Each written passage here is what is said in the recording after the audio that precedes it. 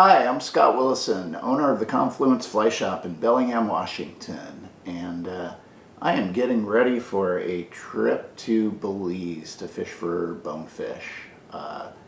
This will be the third trip there, and I'm going to tie one of the most productive flies that I fish, that bonefish can't seem to resist. This is an old standby. This is going to be Bob Veverka's Mantis shrimp, but we're going to tie a spawning version of it, and we're going to vary a couple of other things. I found the fish down there really seem to like flies that have some orange highlights on them, so I've kind of woven them into this version of the pattern, and it's a really good one. So you should tie a few before your next bone fishing trip to Belize or Ascension Bay area in Mexico. So in the vise, I have a size 6 Daiichi 2546. This is a stainless steel saltwater hook.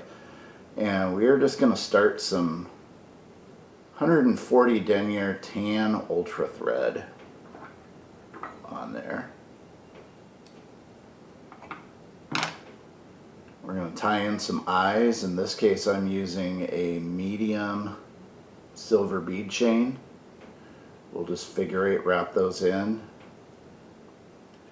You could certainly use small, or you could even go a little heavier if you want to, but for most of the water down there that we're fishing in Belize, a medium bead chain eye is really what's called for most of the time. Take a couple spiral wraps around the base. You got to be really careful with these eyes too. Oftentimes the little chain piece that you cut when you're cutting them off of the string has a real sharp edge to it, so it's very easy to nick your thread, and it's game over if that happens. You gotta restart it. All right, so we're gonna go ahead and start by tying in our little spawn sack, and I'm looking for just the right color here, and I think I found it. We're going to use some hot orange marabou, or I'm sorry, hot orange rabbit, and I've got just a little strip of it here. I'm going to cut a tuft off of there. And the other thing I'm going to do here, you'll see this piece has all sorts of little guard hairs in it. I'm going to pull those guard hairs out. I really just want kind of the fluffy stuff from the rabbit. And we're going to get another piece because that one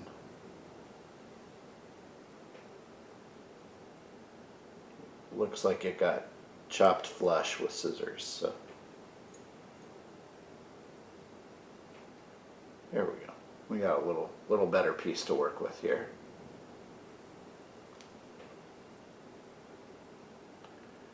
So with most of those guard hairs out,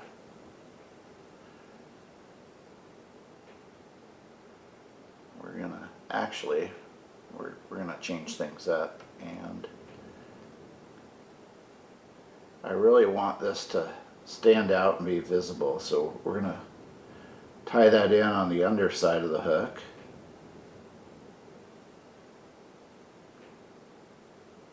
That'll help to ensure that it shows up a little bit better. And we kind of wound down the bend just a little bit, which is fine. And the next thing we're going to do is tie in our eyes. And these are just epoxy crab shrimp eyes. I like to make my own. What I do is just burn the end of a strand of, say, 20 or 25 pound monofilament, burn the end, dip it in epoxy, let it dry, paint it with black fingernail polish, and then for my final step before I tie in the eyes, I like to actually coat them with another layer of UV resin.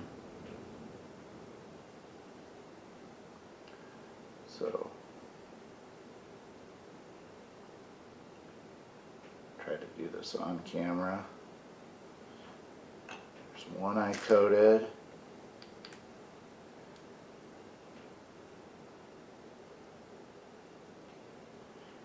And then I did this just on a single strand of monofilament. So I'm just going to do the other side. And if you take the time to do the UV resin coating, that fingernail polish will stay on. I've never had a problem with these coming off.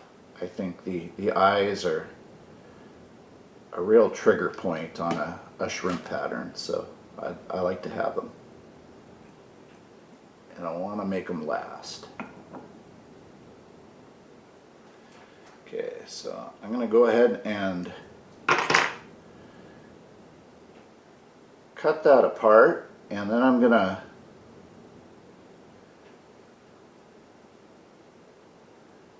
kind of match up my eyes. I've got one. It's a little bigger than the other one, but I think that's okay. Next thing I'm going to do to tie these in is I'm just taking some barb smashers or forceps, and I'm figuring about how long I want them. I want them to come back to about the end of the rabbit, and then I'm just flattening with my pliers the rest of the monofilament. And that's going to do two things. It's going to help these eyes to flare out a little bit better. I'm tying them in on the near side, and it's also going to help keep them in place. If you don't flatten the mono, they're going to want to spin and rotate around on you, and it'll drive you nuts after a while.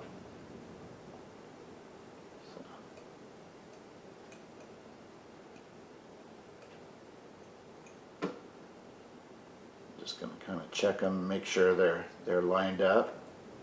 One of the things you can do too to help keep those eyes separated or from coming together is just take a little X wrap in there.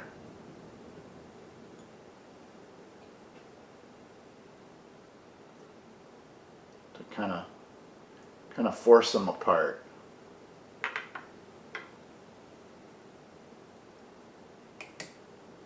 And then we'll just trim off the rest of that monofilament. Now we're going to tie in our tail, and for the tail I'm going to use one of my all-time favorite saltwater materials, and that is tan craft fur.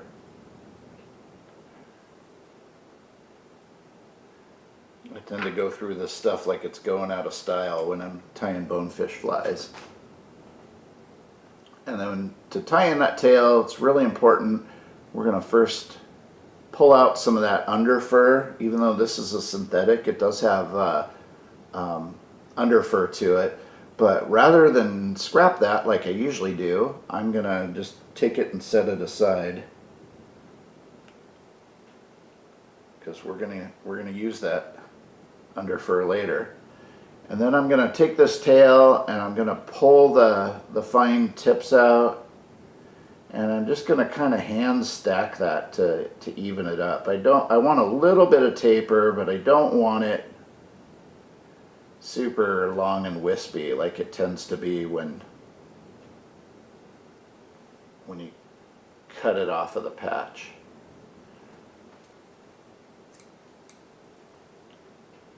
There we go.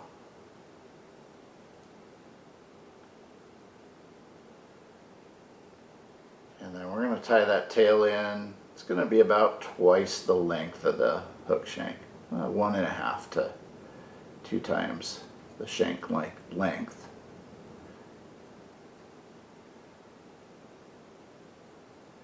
There we go. I'm happy with where that ended up. And then we'll trim that, and again set that aside because we're going to use it in a little bit. And then we're going to put in some antenna, and I usually use just pearlescent. You can use pearlescent, root beer, black is really nice. What I have handy in front of me here is a pearlescent crystal flash. So that's what it's going to be.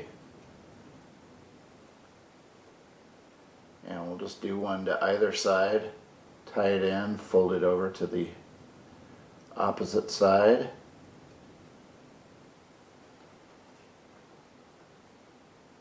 And then I'm going to trim that so it's just slightly longer than the craft fur. Not a whole lot. And we're good to go there.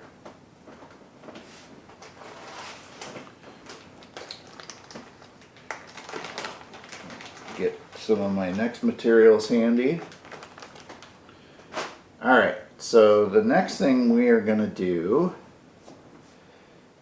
is add just a little bit of this craft fur that I pulled aside, and we're just going to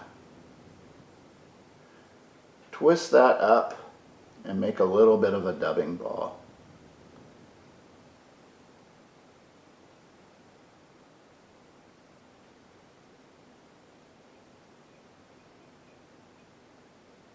At the rear of the fly there.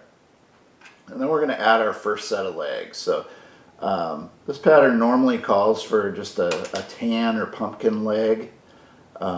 I really like using these orange tipped root beer crazy legs from Hairline. They give that little bit of an orange accent, and this pattern tied like this catches bonefish all day long. So, I really don't want that much orange on the legs. I just want kind of the very tip of it to be orange. So I'm going to trim that down so I've got just a little bit of the original orange. I just kind of folded the leg in half and then trimmed it, even those up a little bit. And then I'm going to tie that in on top of the shank. This back set of legs, I don't want them all the way back to the end of the tail. I want them maybe about 2/3 of the way. So I tied them in on top of the shank. I'm going to kind of pull those over to the side. We'll just take a few loose wraps to gather them in place. And then once they're where I want them, I can trim off that excess. And then we're just going to repeat this step another 2 times here. So we're going to have 3 sets of legs. I grabbed a little bit more of that excess craft fur underfur.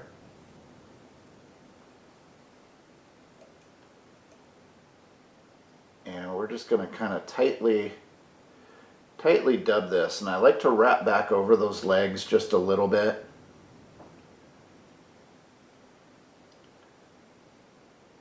Kind of force them to stick out. This fly will have a great movement in the water. Alright, so we are ready for our next set of legs, and I'm going to do exactly what I did on the first set. We'll kind of fold them in half here.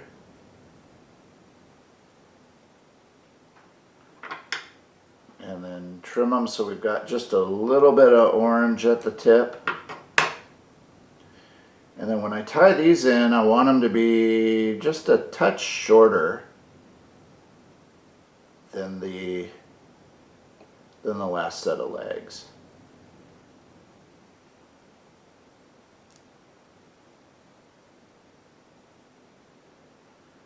I've got those tied in on top, and then I'm just going to kind of pull them over to the side. Take a couple of loose wraps to secure them in place, and they're kind of going wonky on me and sticking out forward. That's okay. Once we add our next little ball of dubbing, that's going to kind of force those back the way we want them.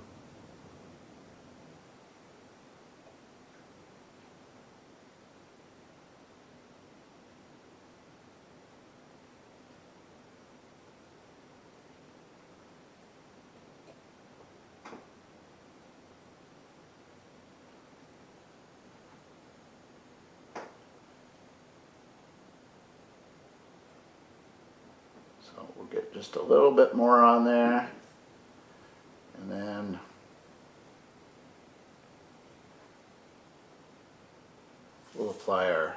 last set of legs.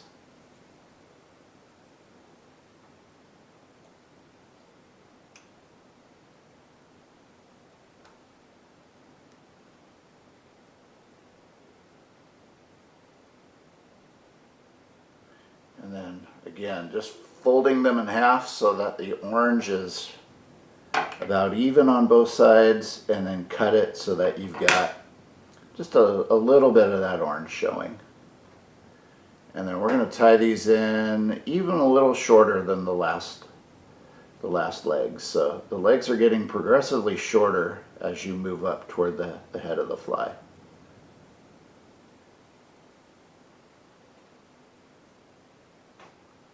And then we're kind of moving those over to the side. I'm really just taking kind of loose wraps until I get those positioned where I want them. And then I can progressively tighten up on that thread.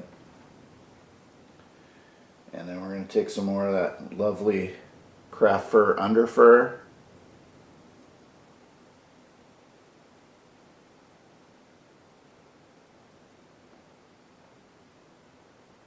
Pull our legs where we want them.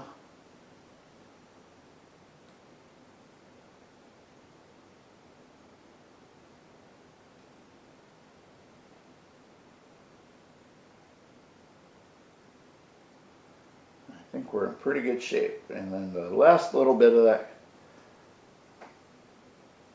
that underfur, we're going to wrap around the eyes. So I'm just going to twist another noodle on there for this fly, and then we'll go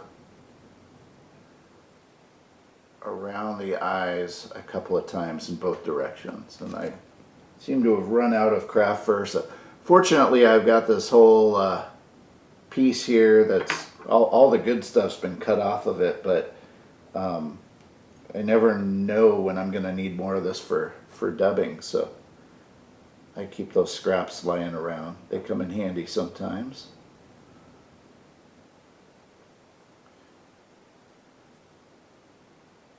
And we'll twist a little bit on there. And as with any time you're dubbing, start with a little. You can always add more, but if you put too much on, you'll find it's really difficult to work with. And then we'll pull that extra off of there.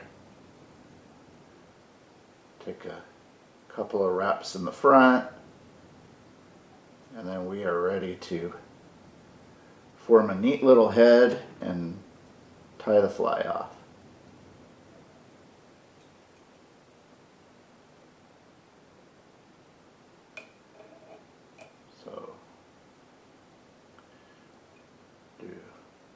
Couple of whip finishes, because I'm not going to glue this one. Sometimes bonefish get a little weird about scent, and so try to avoid glues and UV resins and things like that. Keep it pretty natural. So I've got a couple of whip finishes in there. That should be plenty good.